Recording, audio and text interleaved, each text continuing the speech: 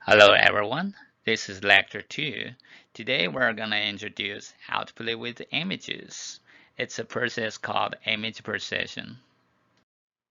More specifically, we're gonna introduce how human and computers see the images, and then how to display the images, play with the images, like change its colors, sizes, and do some rotations there. And we're gonna show some examples from IMHere at the end. As you may recall from lecture 1, that we raised the question, what is computer vision? The question is not answered, but at least we know it's about images. Okay, let's check out how a human being and computers understand and see the images. As you see from the left, it's an A, handwriting. The thing works out it will be like we have a conception about A. We know that it's an alphabet, and when we present to people, we will write it like this way. There might be a lot of variations there, but no matter which one you see, you will understand it's an A, it's an alphabet. However, this is not exactly the way computers understand it. We know computers only understand numbers. So in the memory, it's actually a number of 65, or more specifically, it's a binary string of 0, 1, followed by 5, 0 there, and then 1. So this is what exactly stored in the memory and how computer understand it. However, the computer will let us to understand his conception about A, so they have to present them as an image, and that's what you see here. It's an image, computer image. It's basically a matrix.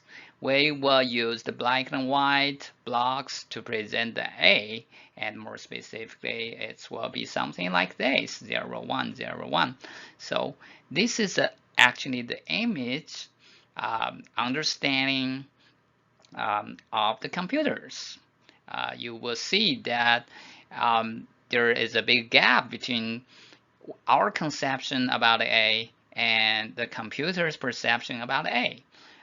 In a way that when people are writing the A in different ways, it's not exactly matched to the binary representation. So we have to use the computer vision technology to bridge this gap. This is what we're doing in this course. This is not easy because the computer's understanding about A is more or less fixed. That means you can actually remember this binary matrix. So whenever you see an image, you can check if it's an A by compared to this matrix.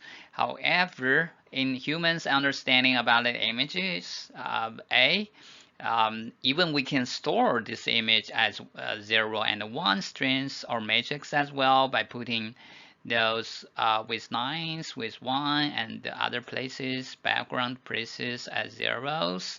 However, you will see, because human being may write it in different way, if there is a slight change, even little bit, just 1 pixel, and the 0 and 1 string or matrix will have a significant change there. So it's not easy to match them by just comparing the 0 and 1 matrices. So this is how what makes the computer vision a difficult task. However, what makes it more challenging is the most of the pictures we see or images we see are not actually the black and white and or binary images there, because we have to represent something like the person, like the building. There it's more complex than the alphabets. So the computer has to use Another matrix to represent that, here in each of the block is a number ranging from 0 to 255. The greater the value is, the brighter the block is, or the pixel is. By changing the value of different boxes, and we can have an image called the gray image, as you see here. But it's definitely more complex than the binary images. However, it's not the end of the representation. Actually, the world and nature is so beautiful because they are full of colors, and we have to represent that as well. So for each block, we actually have a representation called RGB. That means for each block, we have 3 values associated, which are the number is representing how much red that block has, how much green is there, and how much blue is there. Because all the color can be composed by using different composition of those 3 colors. So in that case, we can use the mix of those components by using the numbers indicating the degree we have that color. So that we have the colored image as you see here.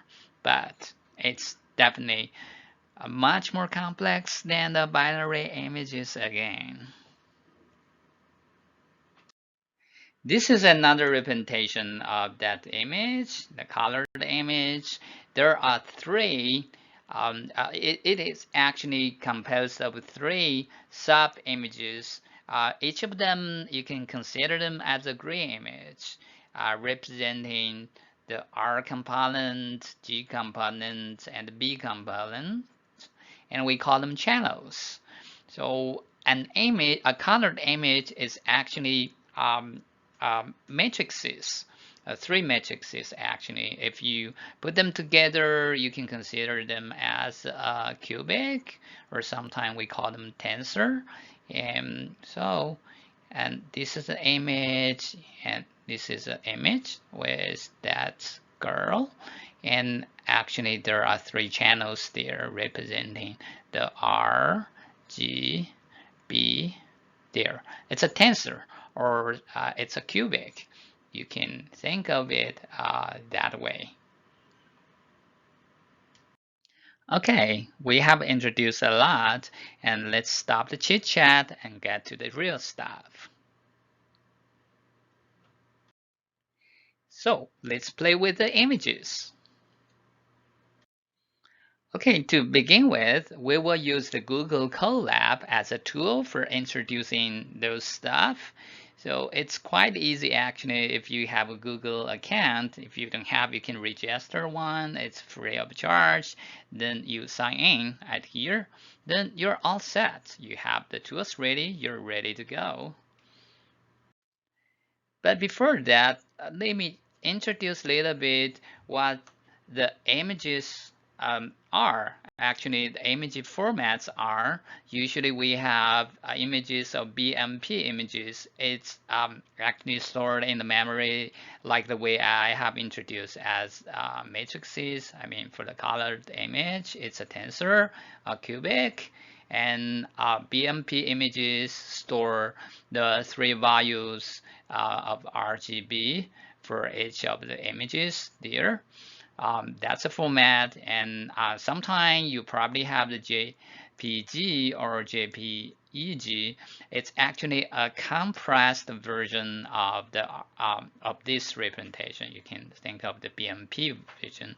So because if there are some numbers are exactly the same and stored in as consecutive positions, you can compress them by just, for example, you have a lot of sexes there, and you can you don't have to store each of them. You can see something like 7, 6, and you just use 3 numbers to representing a set of numbers there. So it's a compressed version. This format. And TIF is another format where you can give some additional information that what is the best devices these images can work on or can be displayed. So there are another other type of image formats there, like the PNG there, and if you're interested, you can go check them out. This is just for a brief introduction in case you're curious about these formats, but basically you don't have to worry about the formats because most of the tools, like in the Colab, there are written functions there help you to know the image. In that case, you don't have to worry about the formats, and it will be loaded into memory as most of the time as a tensor or cubic or matrices. So for easier operation on this image. Okay, this is exactly what the code will be look like, and this is also what the Colab looked like. And you don't have to worry about this source code because we will share our Colab notebook in the tutorial, and you will have everything there. And at the beginning, because a lot of students worry about the Python, it's actually a quite easy language in case you have experience in other languages like the C, like the C sharp, like the Java. And here you see at the very beginning we have to import some of the libraries, and it's equivalent to the include and using in C sharp. And also sometimes we have to call function, and it's basically looks like the same by calling a function. Give the name and parameters, and it's called a function there. This is a code we're actually loading an image, and you will see here. And we gave the name of that image here, and you'll see it here. And then we displayed that image, and that's the part. After calling this 2 lines of source code, you will see the image be displayed there. And we actually prepare another way of doing it in using this an SK image. I forget to see that there are different libraries there can do the same thing. So we prepared 2 as 2 examples. And what makes it different is the SK image way will tell you the scale there. So you don't I actually tell you the axis there, and so it will help you to understand the image sometime. Okay, after we load the image into the memory, we can check out the information about those images. You will see that we could check out what the format it is here, and we see it's an PNG image, and the size is here, and the mode is RGB, and the data type as well. We are actually using a NumPy. Don't worry about that. We will introduce NumPy in the tutorial, and you could see here it's actually arrays, and it's UINT8 format, and the total the overall shape is something like that. Because check out the last number 3 is actually the channels, number of channels. And so putting everything together, it's a tensor, as I mentioned. Something like this dimension is 512, and this dimension is 512 as well. And this dimension is 3. So logically, it would be something like that in the memory. This is the image. Those are the information about that image. With that, we can take a step further because right now we know the dimensions of that image.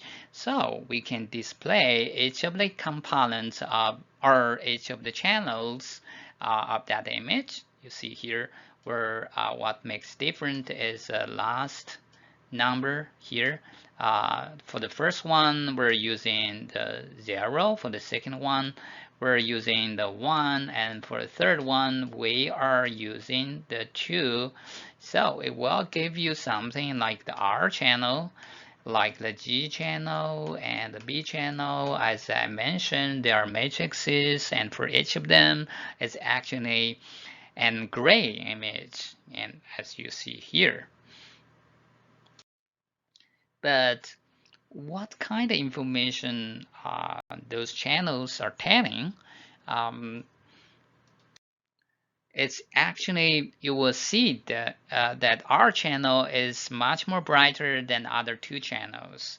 That means most of the pixels are with a lot of red um, when they're composed. So, because red is a warm color, it makes this color more like a warm colored image. So this is the information actually delivered by those channels. Okay, with that in mind, one may naturally have this question, because it's a warm image, can we make it a cool color image? Sure, we can. And this is a code. What we're doing here is just a little bit modification about that image. So the rationale behind is we're using the maximum possible value 255 to subtract that image. It's actually doing something like we have 255. So when we're subtracting that tensor, it will apply this to each of the components of that tensor. So in that case, because in previous image we know that the red is the principal components or channel of that image, and we know the brighter, the larger the value is, the brighter it is. So let's see, we have 200 here in this pixel. So by using this 255 to subtract that number, it will become 55. So it's from 200 to 55, then it's a really brighter one became a really dark one there. So it's actually invert that channel. So making those brighter ones became dark ones, and at the same time, if it's a small number, let's see if it's 2. After that operation, it becomes 253. So it's become brighter. So it's actually invert image, and because you are invert each of the channels, then you are inverting the color of that image. The final result will be something like this. We are making a warm color image into a cool color image, and right now you could see here the blue and the green are dominating the red component, so it's became a cool image in between. Okay, changing the color of the image is cool, but sometimes we may get a problem that the image are too big or too large fit into your screen, like on your cell phone. So we have to modify that image to fit into your screens. So how can we do that? To make a smaller image? This is a code doing the job. What we are doing here is actually by if we want to transform a large image into a smaller one, actually we are resize it into half its original size. So we can prepare, let's see, this is the old image and the one we have, like the one, the cool image we had. This is the one after we change the color, and we want to make it smaller, so we prepare something smaller with half of its size here.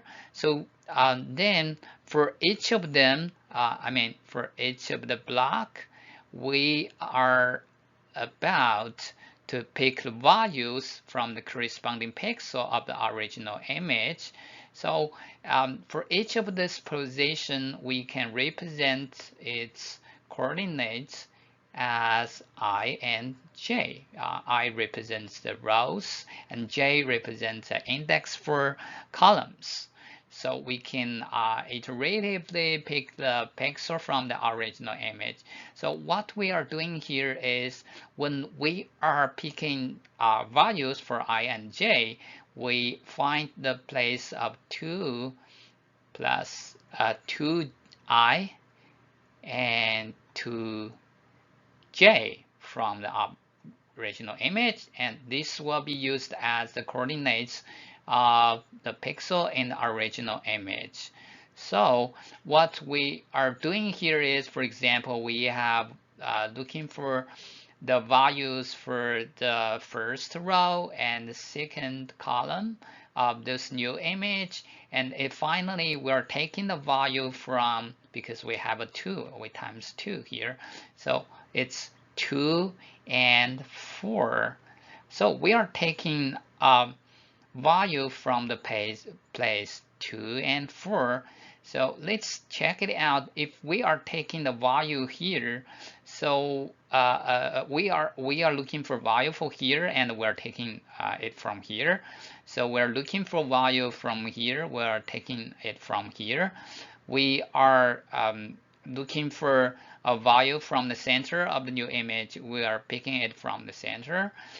So you will see here, and we are taking the value from our original image, but every time we actually escaped one nearby pixel there.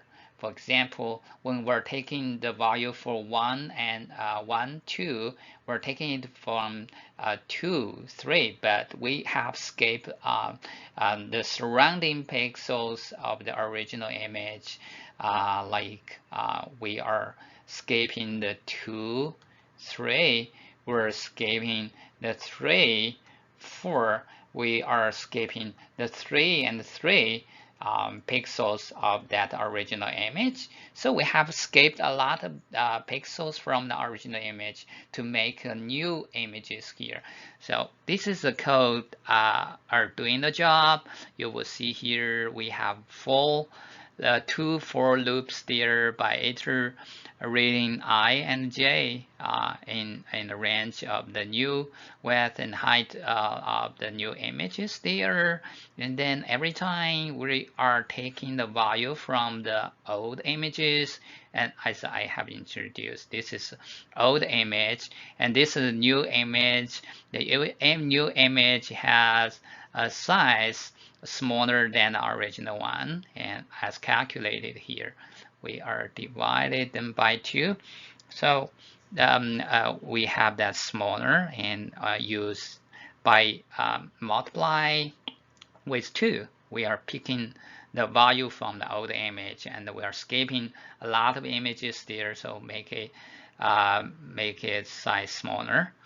And this is actually what we were doing here for resize the image, for resizing that image. And finally, we can display that there. And here's the result. After that, you will see the dimensions is half its original size. If you remember, the original size is something like, it's 512 and multiply 512. So right now it's half its original size, and then you have an image much smaller than the original one. And of course, you can actually multiply a different number here, here, by making different sizes here, by shrink sometime. Even you can enlarge that image. And this is what we're doing by doing the reverse way, by enlarge that image. What we're doing here is inverse process, where we have original image which is smaller, consider its size, comparing its size to the new one. So every time we are picking up using different sets um, uh, parameter here. So you see here we are dividing them by 2. That means when we are setting the value for 2 and 4, that means the second row and the first column of that new image here, we will pick up from the original image, and the position, because we are dividing by 2, the coordinates in the original image will be 1 and 2. So we are copying that value back to the new images there this way, and you will see by doing this, and this value will be used by those surrounding new pixels as well. So that's the reason we have image much larger, and right now you could see it's actually too large to fit into our screen. Okay, it's cool. So can we enlarge an image into any size? But let's try by enlarging that by 10 times using the same code and see what happens. And here it is. That's the result we have. We did enlarge the image by 10 times, but it doesn't feel so good because we see a lot of blocks here. You will see that make the image not that continue, not that smooth. It doesn't, the images we see usually it's not looks like natural. The reason is because we're actually copying the values from the original image. This is what we see. Let's see, there are values of 2 consecutive pixels there, and let me change the color of my pointer. You will see this is original source image. We have 2 pixels. This is a value for them, and there is a little difference between them. However, at that scale, it will be look like smaller. The transition, the transition is smaller.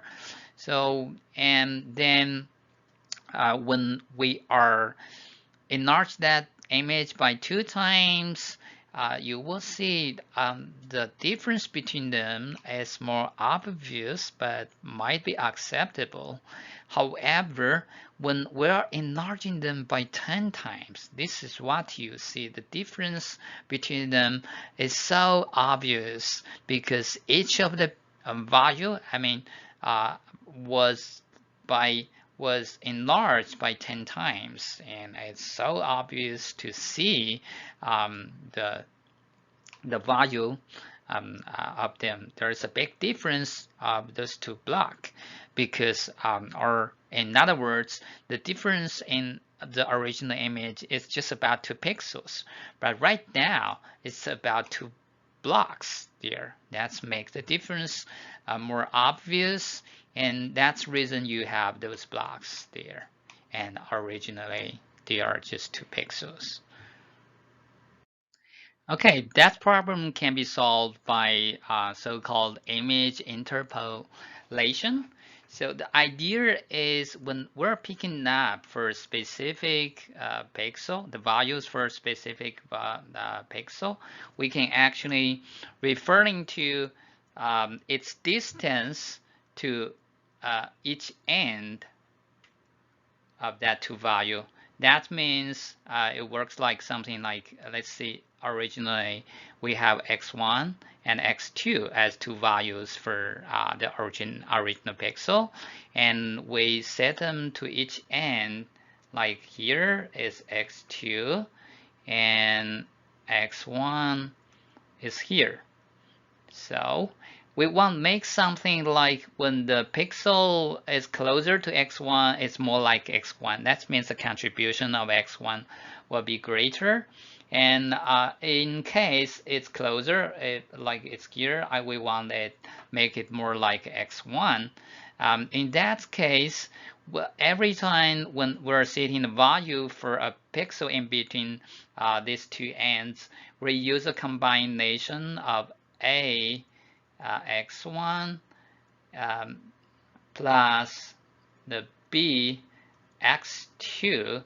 So at the same time, we could evaluate the distance between them. We can do something like, let's see, the overall distance of these two ends is a capital D, and let's see, the distance to x1 is a d1, lowercase d, and distance to the second end is d2. So in that case, we can set A as d2 divided by the capital D. We can set B as the d1 divided by the capital D. So in that case, you will see if this pixel is closer to x1, the A will become greater, so the contribution of x1 to its value will be greater as well, and at the same time the b will become smaller and the contribution from x2 will become smaller as well. So in case the pixel is here and this b will become greater and a will become smaller, so in that case the contribution of x2 will much larger than the contribution of x1. So in this case, the values here will picked up for each pixel in between these two ends will pick up by this formula, and then because A and B are changing according to the distance, and the distance is changing gradually, so we will have smooth transition from x1 to x2. You will see here when it's reached here and the value is completely equals to x2, and here will completely equals to x1. So that's the idea of image interpolation. In a more general sense, and here is an overview of image interpolation methods and what we have previously by by skipping the values or by picking pixel from the original one is actually nearest neighbor method because we are picking up from the most nearest pixel. So that will give us blocks. And what we introduced in previous slides is called a linear model because we are just demonstrating one axis, but theoretically you should consider them in two dimensions, the spatial dimension of that image. In that case, you have to consider both the distances of this dimension and distances to this dimension. Then you could combine them together to have the values of the pixels in between these four pixels. And at the same time, we can use the cubic model. That means we can not only investigating the transition between the values of those ends, we can consider how they are changed in a consecutive positions, because usually it's not linear transition if you're considering more pixels there. For example, if you are considering these two, you may consider them as linear, but if you are considering investigating more pixels there, you will see it's not actually linear. It might be nonlinear. In that case, we can use a cubic curve to estimate how likely each of the new pixels will be like, and putting them together and to both the dimensions or axes, you will see this is much more complicated model than previous two. Okay, now let's see. We already have image as we like. We have perfect image. However, we want watch it by lying on a bed. So in that case, we have to rotate that image by 90 degree. So that we have better view of that image. Can we do that? Yes, for sure. We can do that. So the idea is almost the same. Like we have a new image which are rotated. So the whole image will be like this, containing the original image, but rotated by some angle of theta. So you can recall your mathematics from high school. We could also calculate the correspondence between the axis of the new image and its original coordinates in old image, and that's what use those mathematics as shown here. I'm not going to go into detail. You can check it out later if you are interested. And this is a code actually implemented that idea by you know by calculating the correspondence between those pixels. And so here, after the we're still picking up the values of pixel from the old image in that case. And here's the result. We actually rotate that image by 90 degree. And after that, you will see here, and we're actually copying the value here to the corresponding position there. And also we can copy the position here to here, copy the position here to here. In that case, we are rotating an image by 90 degree. And of course, because you already have the formula, you can change the number you can use different value of theta. So you can, in that case, you can rotate that image by different degrees.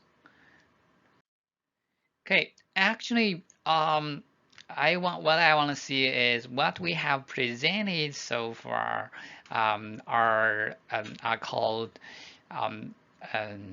transformation or geometric manipulations about that image. If you recall your knowledge from linear algebra, this actually can be done in using matrices. So what in case you want a new set of coordinates, let's say x1 and x2, and you can use a transformation matrix to transform the original coordinates x2 and y2. So it's what turns out to be, let's see if we want to do rotation, and what we are using here is x1, y1, 1, and equal to transformation matrix. And if we're doing rotation, and we will use this to replace the m, and then in that case we put x2 and y2 here. Okay, so that's in case we're doing the translation, that means we move, we shift little bit of the original image. Let's see, originally here is a triangle here. If we translate an image a little bit to the right, and the triangle will be here because we're translating them a little bit from to the right. So in that case, we're using this translation matrix, and tx and ty is the you can consider them as number pixels, translating that image to different direction. For example, if you want to move it to the right, and you can do it along the x dimension, and if you can translating them along the y dimension, it will be vertically be translated.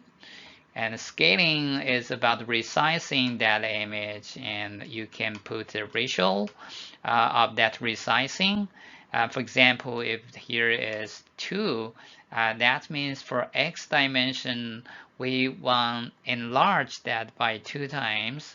And for y, we can actually say different number. If we set 1, it means the y dimension doesn't change. Then the original image will become like this. If we are setting the 2, and the y will be enlarged by 2 times as well, and we have a bigger image, larger than our original one.